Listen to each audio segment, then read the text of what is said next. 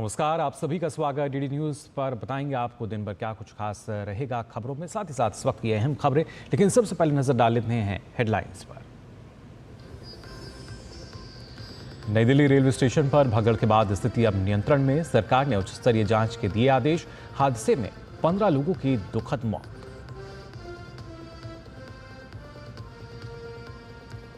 प्रधानमंत्री नरेंद्र मोदी आज नई दिल्ली के भारत मंडपम में भारत टेक्स एक्सपो में होंगे शामिल। टेक्सटाइल सेक्टर को आगे बढ़ाने का देंगे मंत्र।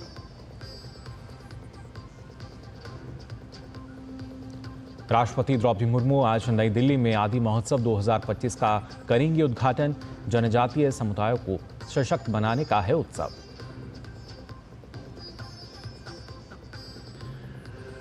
दिल्ली में नई सरकार के गठन को लेकर सरगर्मियां तेज। भाजपा आज पर्यवेक्षकों के नाम की करेगी घोषणा।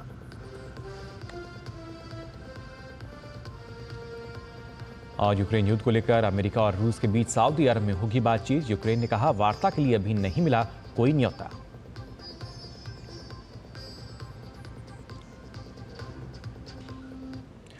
और आइए बुलेटिन में सबसे पहले बात करते हैं नई दिल्ली रेलवे स्टेशन को लेकर, जहां पर कल रात महाकुंभ जाने वाली यात्रियों की भीड़ अधिक होने से भगदड़ मच गई। इसकी चपेट में आने से 15 लोगों की मौत हो गई। इस हादसे में 12 लोग घायल बताए गए हैं। ज़्यादातर की हालत अब स्थिर बताई गई है। घायलों को आरएमएल और एलएनजेपी अस्पताल में भर्ती कराया गया है। घटना की उच्च स्तरीय जाँच के आदेश दे दिए गए हैं। घटना की सूचना रात 9:55 पर मिली, जिसके बाद रेलवे प्रशासन और सुरक्षाकर्मी मौके पर पहुंचे। फिलहाल स्थिति कंट्रोल में है। ये घटना शनिवार को उस समय हुई जब 2 प्लेटफॉर्म पर लोग प्रयागराज जाने वाली ट्रेनों का इंतजार कर रहे थे। रेलवे प्रशासन ने यात्रियों से शांत रहने और अफवाहों पर ध्यान न देने की अपील की है। नई दिल्ली रेलवे स्टेशन पर हुई भगदड़ को लेकर डीसीपी केपीएस मल्होत्रा ने कहा कि अचानक यात्रियों की संख्या बढ़ने से घटना की स्थिति बनी। नई दिल्ली स्टेशन पर फिलहाल स्थिति सामान्य है। सुबह 6 बजे से यात्रियों की आवाजाही जारी है। दिल्ली आने वाले यात्री आराम से स्टेशन से बाहर निकल पा रहे हैं। वहीं रेलवे स्टेशन पर सुरक्षा बल तैनात हैं।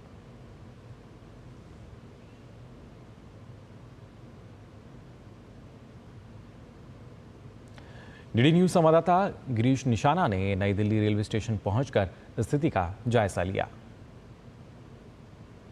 हम नई दिल्ली रेलवे स्टेशन पर हैं और ये वही 14 नंबर प्लेटफॉर्म है जहां पर भगदड़ हुई थी और भगदड़ की घटना की वजह से कुछ लोग घायल हो गए थे। अभी यहां पर स्थिति पूरी तरह से सामान्य दिखाई दे रही है। यहां पर 22-52 ट्रेन जाने वाली है। कुछ यात्री हमारे साथ हैं, बात करते हैं। सर, कौन सी ट्रेन से कहाँ जाने वाले हैं? सर, वंदे भारत से जाने वाले प्रयागराज जी। स्नान करने के लिए वहाँ की शादी हुई है तो घर में, उसी वजह से। कुछ और यात्री हैं, बात करते हैं। सर, कहाँ जा रहे हैं आप? हम प्रयाग जा रहे हैं जी सर, स्नान के लिए। यहाँ पर माहौल कैसा है सब? बहुत बढ़िया, बहुत अच्छा, कोई दिक्कत नहीं है। हमारे यहाँ सब जो है आप लोग कर्मचारी जितने भी अच्छे काम किए हैं, कोई दिक्कत वाली बात नहीं है। प्रयागराज जा रहे हैं जी अभी वंदे भारत से। कितने बजे की ट्रेन है? 5:30। सामान्य रूप से यहाँ पर बिल्कुल जी, बिल्कुल। हाँ जी, हाँ बिल्कुल सामान्य। हम महाकुंभ जा रहे हैं। हमारी जो स्पेशल महाकुंभ के लिए चल रही है वही ट्रेन है। 5:30 बजे है जी। स्थिति अभी यहाँ का सामान्य है सर। ज़्यादातर जो लोग हैं सभी प्रयागराज जाने वाले हैं। आप यहाँ देख सकते हैं 22-52 ये ट्रेन संख्या है जो नई दिल्ली से प्रयागराज की तरफ जाएगी। और लोग जो यहाँ बता रहे हैं कि पूरी तरह से जो स्थिति है पूरी तरह से सामान्य बनी हुई है। ट्रेन अपने आवागमन सामान्य रूप से कर रही हैं। कैमरामैन अरमान खान के साथ गिरीश निशाना, DD news, Delhi. PM Modi ने नई दिल्ली रेलवे स्टेशन पर भगदड़ में मरने वालों के परिजनों के प्रति संवेदना व्यक्त की। उन्होंने एक्स पर लिखा कि नई दिल्ली रेलवे स्टेशन पर भगदड़ से व्यथित हूँ। मेरी संवेदनाएं उन सभी लोगों के साथ हैं जिन्होंने अपने प्रियजनों को खो दिया है। मैं प्रार्थना करता हूं कि घायल लोग जल्द से जल्द ठीक हो जाएं। अधिकारी उन सभी लोगों की सहायता कर रहे हैं जो इस भगदड़ से प्रभावित हुए हैं।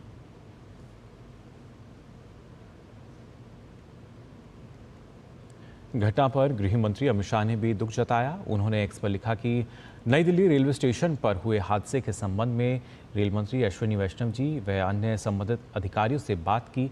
दिल्ली के उपराज्यपाल और दिल्ली पुलिस कमिश्नर से बात कर सभी को हर संभव सहायता पहुंचाने के निर्देश दिए। इस दुर्घटना में जान गंवाने वाले लोगों के परिजनों के प्रति संवेदनाएं व्यक्त करता हूं। घायलों को हर संभव उपचार दिया जा रहा है। उनके शीघ्र स्वस्थ होने की कामना करता हूं। वहीं रेल मंत्री अश्विनी वैष्णव ने एक्स पर लिखा कि नई दिल्ली रेलवे स्टेशन पर हुई दुर्भाग्यपूर्ण भगदड़ से मैं बहुत दुखी हूं। मेरी प्रार्थनाएं उन सभी लोगों के साथ हैं जिन्होंने अपने प्रियजनों को खो दिया है। पूरी टीम इस दुखद घटना से प्रभावित सभी लोगों की सहायता के लिए काम कर रही है। साथ ही उन्होंने लिखा कि उच्च स्तरीय जांच के आदेश दिए गए हैं।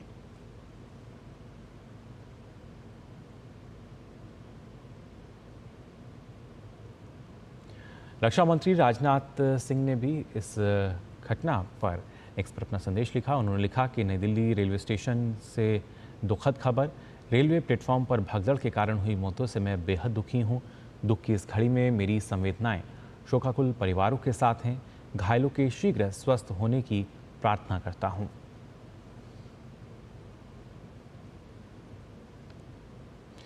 केंद्रीय मंत्री नितिन गडकरी ने भी एक्स पर लिखा कि नई दिल्ली रेलवे स्टेशन पर हुई दिल दहलाने वाली घटना भगदड़ में हुई मौतों से बहुत दुखी हूं। शोक संतप्त परिवारों के प्रति मेरी संवेदनाएं और घायलों के शीघ्र स्वस्थ होने की प्रार्थना करता हूं। वहीं केंद्रीय मंत्री पीयूष गोयल ने भी एक्स पर लिखा कि नई दिल्ली रेलवे स्टेशन पर हुई दुर्घटना में जान गंवाने वाले लोगों का समाचार अत्यंत पीड़ादायक है। दुख की इस घड़ी में शोकाकुल परिजनों के प्रति मैं गहरी संवेदनाएं व्यक्त करता हूं। ईश्वर से दिवंगत आत्माओं की शांति एवं घायलों के शीघ्र स्वास्थ्य लाभ की कामना करता हूं।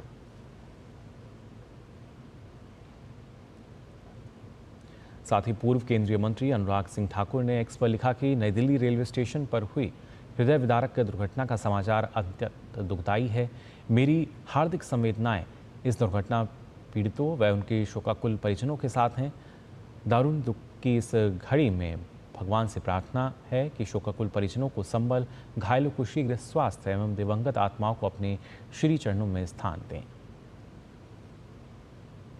वहीं उत्तर प्रदेश के मुख्यमंत्री योगी आदित्यनाथ ने एक्स पर लिखा कि नई दिल्ली रेलवे स्टेशन पर हादसे में हुई जनहानि अत्यंत दुखद एवं हृदय विदारक है। मेरी संवेदनाएं शोक संतप्त परिवारों के साथ हैं। प्रभु श्री राम से प्रार्थना है कि दिवंगत आत्माओं को सद्गति, शोकाकुल परिजनों को यह अथाह दुख सहन करने की शक्ति एवं घायलों को शीघ्र स्वास्थ्य लाभ प्रदान करें।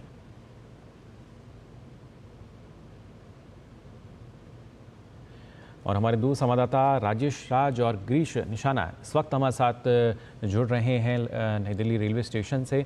सबसे पहले यहाँ पे राजेश, आपके पास आना चाहूँगा। जांच के आदेश दिए गए हैं, जिस तरीके से जो घटना है सामने आई है, क्या ताज़ा जानकारी इस पूरे मामले में?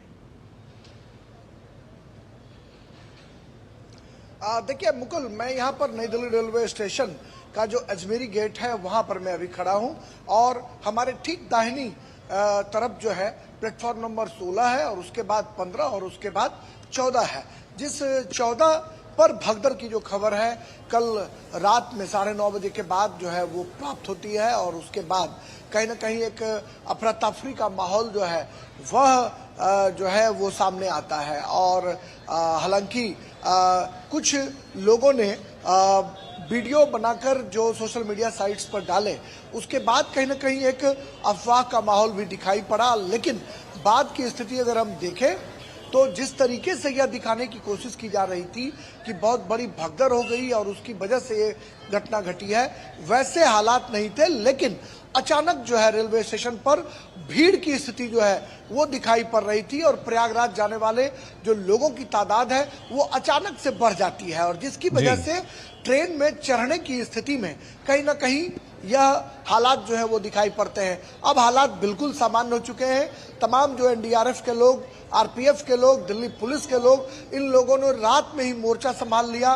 रेलवे बोर्ड के जो चेयरमैन है सतीश कुमार, वो घटनास्थल पर पहुंचे।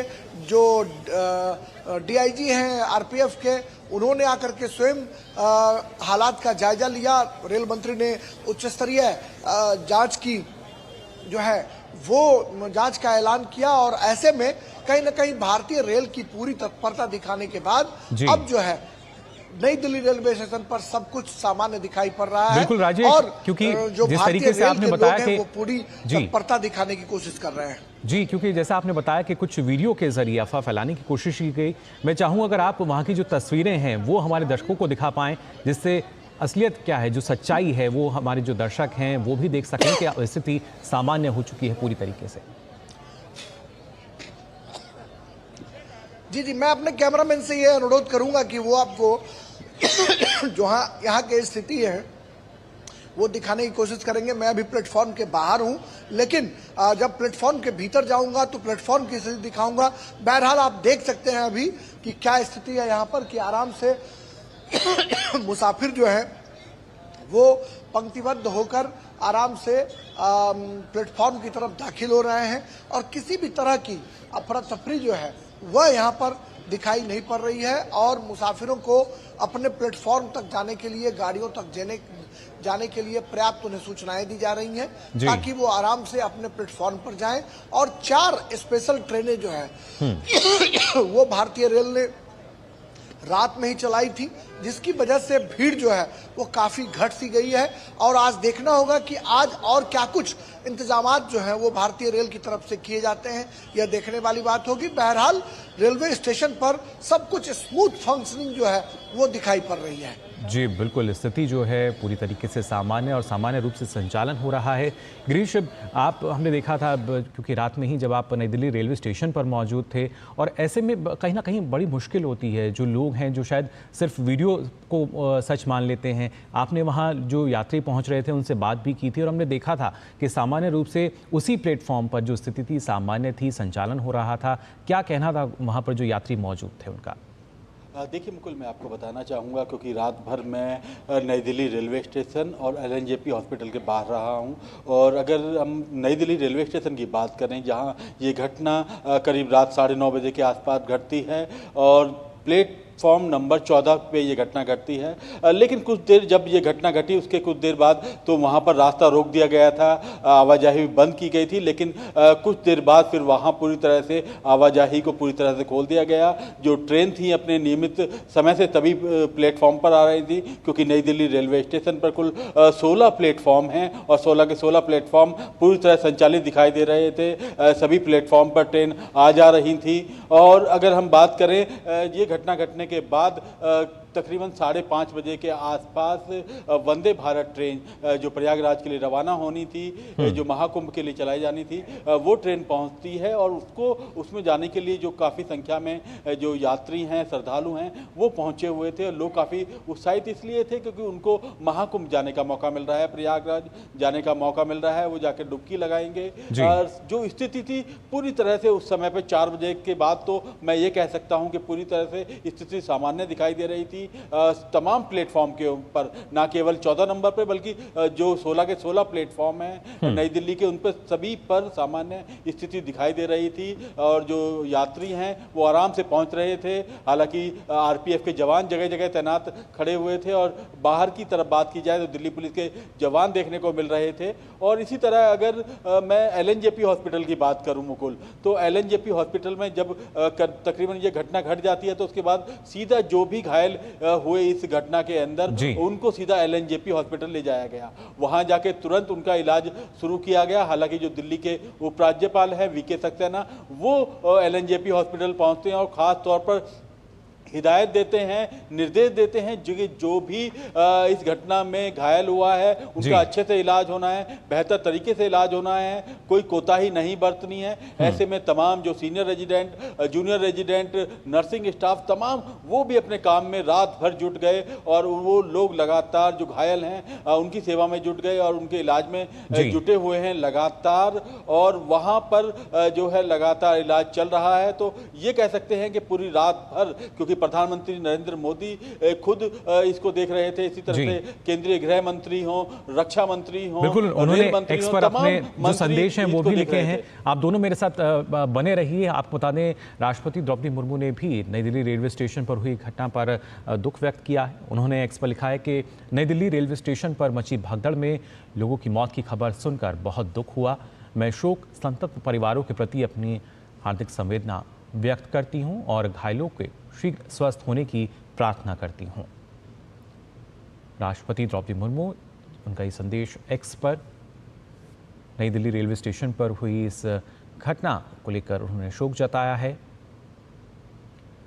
और फिलहाल की अगर बात की जाए, जो स्थिति है वो पूरी तरीके से सामान्य है। हमने देखा था कि जब 3-4 बजे की जो अंदर की तस्वीरें थीं वो भी सामान्य होती नजर आईं, और स्टेशन के बाहर भी हमारे संवाददाता राजेश राज जो हैं वो मौजूद हैं, जो बता रहे हैं कि किस तरीके से पूरी तरीके से जो स्थिति है सामान्य हो चुकी है। राजेश, आपसे जानना चाहेंगे, शनिवार और रविवार की अगर बात की जाए, ये 2 दिन ऐसे होते हैं जब अमूमन जो यात्रियों की संख्या है उसमें इजाफा होता है, और क्योंकि महाकुंभ अभी चल रहा है इसके मद्देनजर ऐसा नहीं कि अभी से रेलवे ने तैयारी की हो। हमने देखा था पहले से ही जो रेलवे की तैयारियां हैं वो कर ली गई थी, कितनी ट्रेन संचालित की गई थी, बल्कि अब लगातार उसमें भी इजाफा हो रहा था।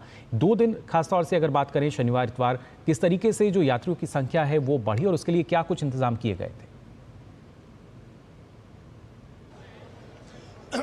देखिए, बिल्कुल आपने मुकुल सही कहा कि जिस तरीके से भारतीय रेल ने महाकुंभ को लेकर चरणबद्ध तरीके से शुरू के दौर में से अगर बात करें तो तब से लेकर अब तक लगातार भारतीय रेल ने ट्रेनों के परिचालन को सुनिश्चित करने की कोशिश की। प्लेटफॉर्म पर बैरिकेड्स किया, प्लेटफॉर्म पर अस्पताल बनाए, मिनी अस्पताल का गठन किया गया, क्विक रिस्पांस टीम गठित की गई, सीसीटीवी कैमरे लगाए गए, और नई दिल्ली रेलवे स्टेशन से लेकर प्रयागराज रेलवे स्टेशन तक पूरी चाक चौबंद व्यवस्था की गई। लेकिन शनिवार रविवार को जो दिन होता है मुकुल, वो छुट्टी का दिन होता है, लिहाजा तमाम शाही स्नानों के बाद बिल्कुल राजेश, और जो छुट्टी का दिन है आज रविवार का जो दिन है, वो शनिवार बाहर की तस्वीरें, रविवार को स्नान, बिल्कुल राजेश, बाहर की तस्वीरें आप लगातार दिखा रहे हैं, लेकिन सुबह 7 बजे की क्या तस्वीर थी वो भी अपने दर्शकों को हम यहाँ दिखा देते हैं। देखिए किस तरीके से जो स्थिति है वो सामान्य नजर आ रही है, पूरी तरीके से नियंत्रण में, पूरी तरीके से व्यवस्थित ढंग से जो ट्रेन है उनका परिचालन यहाँ पे किया जा रहा है। अलग अलग जगहों से जो ट्रेन हैं यहाँ पहुँच रही हैं बिना किसी दिक्कत के। जो लोग हैं, जो यात्री हैं, वो लगातार बाहर निकल रहे हैं। और खासतौर से गिरीश अगर देखा जाए, क्योंकि वहाँ हमने देखा था जब प्रयागराज के लिए जो वंदे भारत ट्रेन है वो रवाना हुई थी, उसके बाद उसी प्लेटफॉर्म पे एक जो दूसरी ट्रेन आई थी, तो किसी भी तरह की दिक्कत ना हो ये लगातार प्रयास रहा है रेलवे का। क्योंकि ना सिर्फ यात्रियों की सुरक्षा की बात की जाए, ट्रेन के परिचालन की बात की जाए, प्रयास यही कि कैसे जो यात्रा है वो और सुगम हो सकती है, आरामदायक हो सकती है। देखिए, यात्रियों की यात्रा सुगम हो उसके लिए खास तौर पर रेलवे प्रशासन ने विशेष इंतजाम किए हुए हैं पहले से ही। और आज की अगर बात की जाए तो रात में जरूर कुछ देर के लिए परिचालन उस प्लेटफॉर्म पर बंद किया गया था, लेकिन कुछ घंटे के अंदर ही वहां पर परिचालन फिर से सुगम रूप से चालू हो गया है। और लगातार आपने देखा भी था, जो 14 नंबर प्लेटफॉर्म था, कोई कह नहीं सकता था कि यहाँ पर इस तरह की कोई घटना भी घटी थी, क्योंकि उसके बाद वंदे भारत ट्रेन आती है, वंदे भारत ट्रेन जो सीधा प्रयागराज गई है श्रद्धालुओं को, यात्रियों को लेकर। इसके अलावा उसके बाद भी जो है नई दिल्ली से लेकर पंजाब के बीच चलने वाली एक ट्रेन भी उसी प्लेटफॉर्म के ऊपर आती है। तो लगातार जो संचालन था रेलवे का वो चलता रहा, जो ट्रेन है लगातार आवागमन करती रही। जो यात्री थे, आधे यात्रियों को तो यहाँ ये भी नहीं मालूम होगा कि यहाँ पर इस तरह की कोई घटना भी घटी है, क्योंकि पूरी तरह से जो स्थिति थी पूरी तरह से सामान्य बनी हुई है कल देर रात के बाद से ही। और जो 16 के 16 प्लेटफॉर्म है, सभी प्लेटफॉर्म के ऊपर मैंने पहले भी दिखाया था जब मैं रेलवे स्टेशन में मौजूद था कि सभी प्लेटफॉर्म पर जो ट्रेनें हैं सुचारू रूप से चल रही हैं प्रत्येक प्लेटफॉर्म के ऊपर। जी बिल्कुल, जो संचालन है वो पूरी तरीके से सामान्य, ना सिर्फ प्लेटफॉर्म के अंदर की तस्वीरें बल्कि बाहर भी जो स्थिति है किस तरीके से सामान्य है, व्यवस्थित है, लगातार हम दिखा रहे हैं। फिलहाल आप दोनों का बहुत बहुत शुक्रिया गिरीश और राजेश, आगे भी आपसे अपडेट हम लेंगे, लेकिन फिलहाल के लिए बहुत बहुत धन्यवाद। तो जाना आपने नई दिल्ली रेलवे स्टेशन की अगर बात की जाए, स्थिति अब पूरी तरीके से सामान्य हो चुकी है और जो ट्रेन है उनका परिचालन सामान्य रूप से किया जा रहा है। फिलहाल बुलेटिन में हम रुकने एक छोटे से ब्रेक के लिए जल्द लौटते हैं।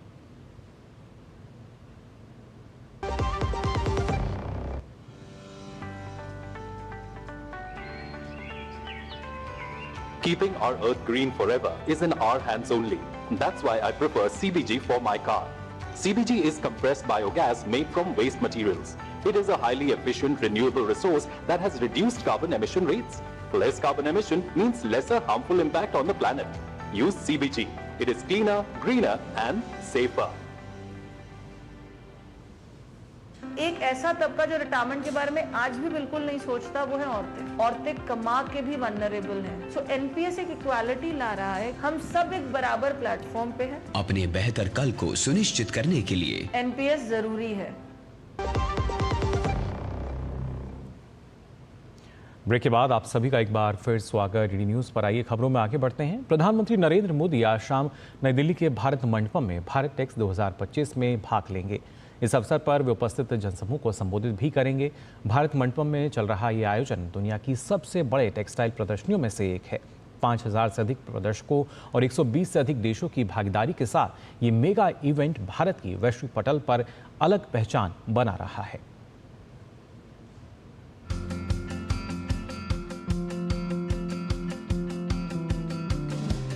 कच्चे माल से लेकर उच्च स्तरीय फैशन तक भारत टेक्स 2025 भारत के कपड़ा उद्योग का एक भव्य और विशाल प्रदर्शन है। व्यवसाय के साथ ही यहाँ केंद्रीय फोकस स्थिरता पर है। पर्यावरण अनुकूल नवाचारों और जिम्मेदार सोर्सिंग के साथ यह वैश्विक कपड़ा व्यापार को नए आयाम दे रहा है। 6000 विजिटर्स हैं, 5000 एग्जिबिटर्स हैं, 20,000 से ज़्यादा प्रोडक्ट्स हैं, 126 कंट्रीज़ हैं। सो किसी भी पैमाने पर आप तोलें, size, scale, diversity of products, ये विश्व का नंबर 1 फेयर है। 5000 से अधिक प्रदर्शकों और 120 से अधिक देशों की भागीदारी के साथ भारत टेक्स 2025 विचारों और व्यापार का एक मिश्रण है। 12 कपड़ा निर्यात संवर्धन परिषदों के एक संघ द्वारा आयोजित और कपड़ा मंत्रालय द्वारा समर्थित यह कार्यक्रम फाइबर उत्पादन से लेकर फैशन, घरेलू साज सज्जा और अत्याधुनिक तकनीकी वस्त्रों तक फैला हुआ है। टेक्सटाइल इंडस्ट्री में भारत ने विश्व स्तर पर अपनी मजबूत आमद दर्ज की है। पिछले कुछ वर्षों में यदि बात की जाए तो तकनीक से लेकर परंपरागत टेक्सटाइल तक भारत ने काफ़ी प्रगति की है और विश्व में एक अलग पहचान बनाई है। बहुत बड़ी अपॉर्चुनिटी है पूरे वर्ल्ड को दिखाने के लिए कि हमारी जो स्ट्रेंथ है, जो टेक्सटाइल इंडस्ट्री की जो स्ट्रेंथ है, from complete value chain, from yarn से लगा के कम्प्लीटली गारमेंट तक, अपैरल तक, तो ये इतनी बड़ी जो इंडस्ट्री है, शायद हमारे वर्ल्ड के साथ, वर्ल्ड के लिए ना हम अभी तक इतने एक्सपोज नहीं थे, but through the Bharat Tex we can show that what is the strength of India. इस वर्ष की theme resilient global value chains and textile sustainability 70 सम्मेलन सत्रों, सीईओ राउंड टेबल्स और B2B बैठकों में बातचीत को बढ़ावा दे रही है। पर्यावरण अनुकूल रंगों, बायोडिग्रेडेबल कपड़ों, ऊर्जा कुशल विनिर्माण में नवाचार केंद्र स्तर पर ले रहे हैं। भारत टेक्स का ये दूसरा एडिशन है। लास्ट ईयर पहला एडिशन हुआ था जिसमें हमें बहुत चीज़ें ऐसी करने को मिली जिससे हमें प्रेरित होकर इस बार जो एडिशन 2 भारत टेक्स का आया है, ये काफ़ी लैबोरेटिव स्केल पे है।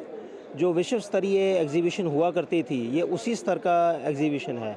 आज दुनिया में बहुत सारे ओवरसीज़ कस्टमर हमारे पास आए हैं, ओवरसीज़ सप्लायर हमारे पास आए हैं। एज ए कंट्री हमारे को एक ऐसी अपॉर्चुनिटी मिली है जिसमें सभी इकट्ठे होकर एक जगह बैठ सकते हैं। नवाचार के साथ परंपरा का मिश्रण भारत टेक्स 2025 भारत की समृद्ध टेक्सटाइल विरासत पर भी फोकस है। फैशन शो, रुझान पूर्वानुमान और उत्पादन लॉन्च शिल्प कौशल के साथ ही इस क्षेत्र में उद्योगों के विकास को भी प्रदर्शित कर रहा है। टेक्सटाइल वर्ल्ड में भारत की स्थिति लगातार मजबूत हो रही है और भारत विकास भी और विरासत भी के मंत्र को लेकर लगातार आगे बढ़ रहा है। भारत टेक्स जैसे आयोजन मजबूती देते हैं भारत टेक्सटाइल इंडस्ट्री को और कोशिश है भारत की कि आने वाले कुछ वर्षों में भारत टेक्सटाइल सेक्टर में दुनिया का सिरमौर बने। कैमरामैन मोंटी सिंह के साथ अजीत द्विवेदी, डीडी न्यूज, दिल्ली। आपको बता दें, यूक्रेन में 3 साल से चल रहे संघर्ष को खत्म करने के लिए अमेरिका और रूस के अधिकारी आने वाले दिनों में सऊदी अरब में वार्ता करेंगे। यूक्रेन के राष्ट्रपति व्लादिमीर ज़ेलेंस्की ने कहा कि यूक्रेन को सऊदी अरब में वार्ता के लिए आमंत्रित नहीं किया गया था और कीव रणनीतिक भागीदारों के साथ परामर्श करने से पहले रूस के साथ बातचीत नहीं करेगा। ज़ेलेंस्की ने शुक्रवार को जर्मनी में अमेरिकी उपराष्ट्रपति जेडी वेंस से मुलाकात की है।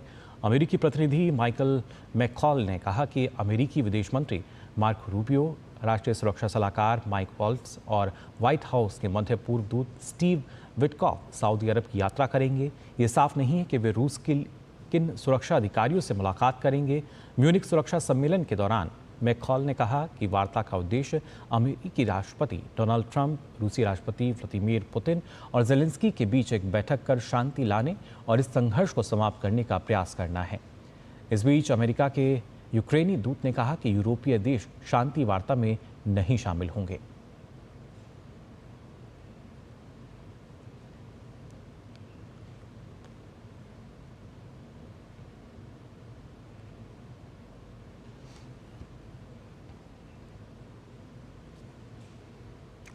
और आपको बता दें एक और महत्वपूर्ण अपडेट जो कि अभी आई है नई दिल्ली रेलवे स्टेशन पर हुए हादसे को लेकर। इसमें आपको सरकार की तरफ से यहाँ पे जो मुआवजा है उसकी घोषणा की गई है। जो मृतक हैं उनके परिवारों को 10 लाख रुपए देने की घोषणा की गई है। साथ ही साथ जो गंभीर रूप से घायल हैं उनको भी 2.5 लाख रुपए मुआवजे के तौर पर दिए जाएंगे, जबकि जो मामूली रूप से घायल हैं उनको 1 लाख रुपए का मुआवजा देने की जो बात है वो की गई है। भारतीय रेलवे ने ये मुआवजा जो है इसकी घोषणा की है, इसका ऐलान कर दिया है, क्योंकि लगातार हम देख पा रहे थे किस तरीके से जो व्यवस्था है उसको सुव्यवस्थित करने के प्रयास किए जा रहे थे। और इसी कड़ी में अगर बात की जाए, जो मृतक थे अभी तक जिस तरीके से जो सूचना मिली थी, करीब जो 15 लोगों की दुखद मृत्यु हुई थी, उनके लिए फिलहाल अब मुआवजे की घोषणा कर दी गई है। तो फिलहाल के लिए इस बुलेटिन में बस इतना ही, लेकिन देश और दुनिया की तमाम खबरों के लिए आप देखते रहिए DD न्यूज़।